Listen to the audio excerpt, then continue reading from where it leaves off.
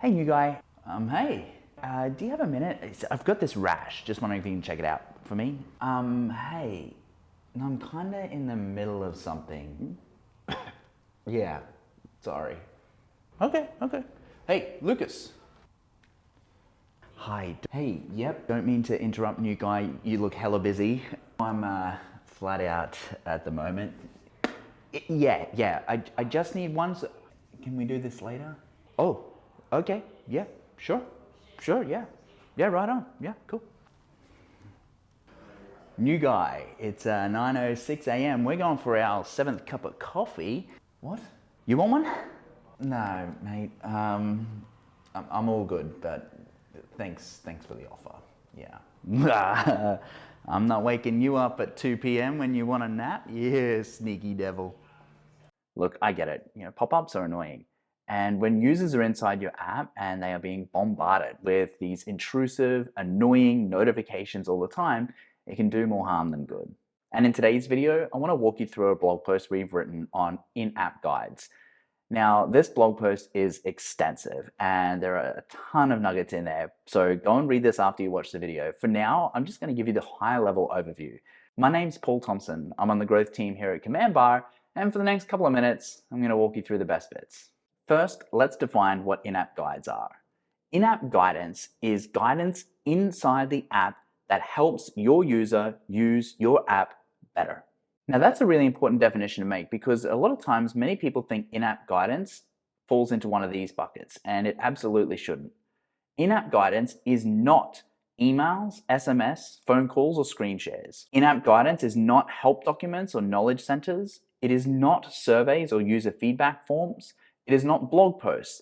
It is not use case videos, and it is not standalone, non-embedded YouTube videos, looms, or any other guides. Now, if you thought in-app guidance fell into any one of those buckets, you're not alone. That's okay.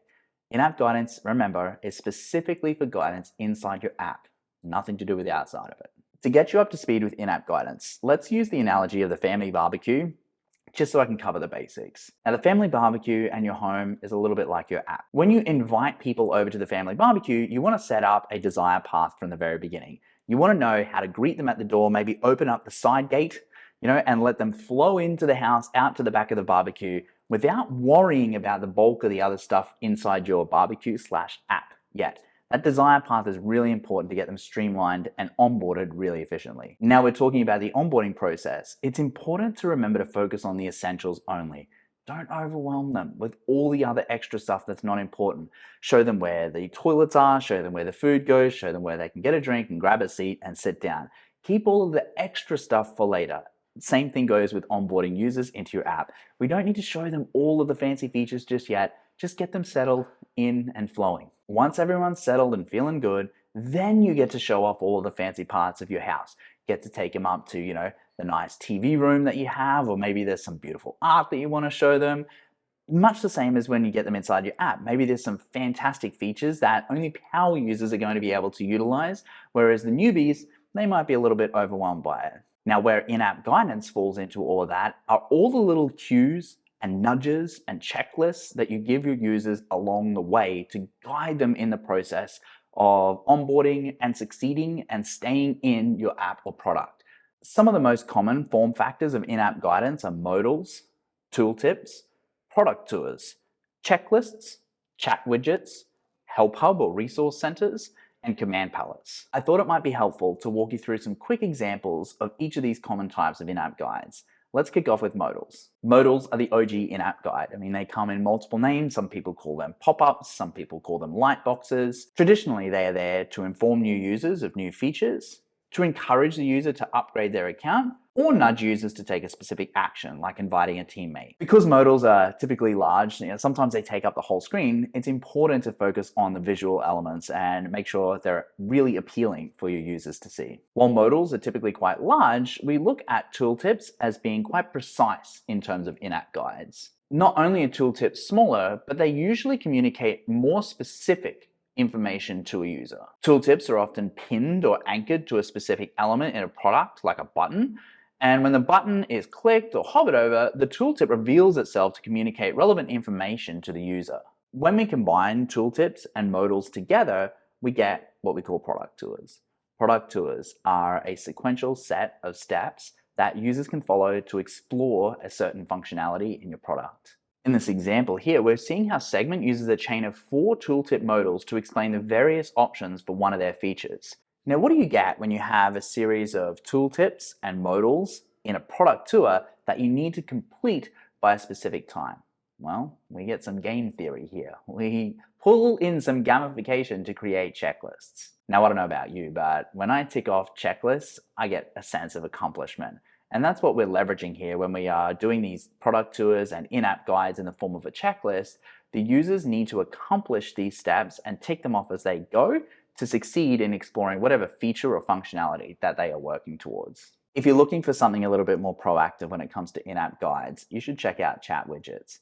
Now, we recently launched Copilot, and with that, we took the traditional chat widget and we gave it superpowers. See, now with AI, we can not only service you and your users by giving the traditional Q&A to help docs or resources, but with Copilot now, we can also suggest actions that your users need to take to be able to succeed in whatever they're looking for help for. This is such a delightful experience for the end user. They're going to the chat widget, hoping to get an answer, and instead they get not only the answer, but this done-for-you solution, or this custom bespoke product tour that you've previously created.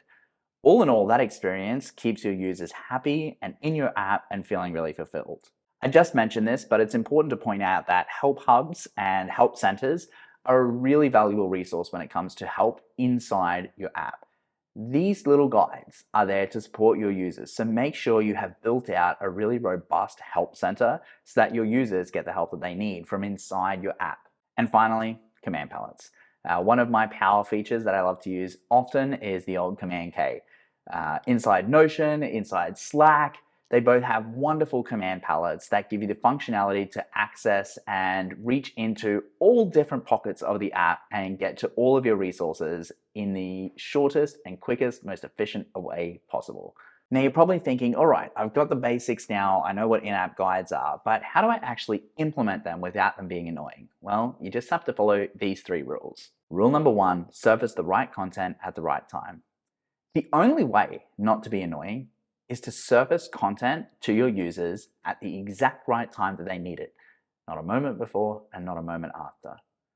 And with CommandBar, we have so much functionality built into our app to make sure that your in-app guides land at the absolute perfect right time. And we have so much flexibility over when you believe that should be. Rule number 2, you want to reduce friction.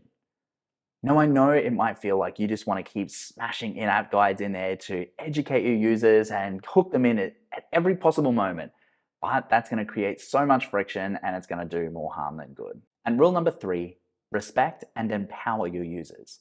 There's a fine line between guiding your users and treating them like infants. Users do not want to be treated like they're stupid. Of course, I understand that your app is new and they're new users and they're new to your world, but they're not idiots.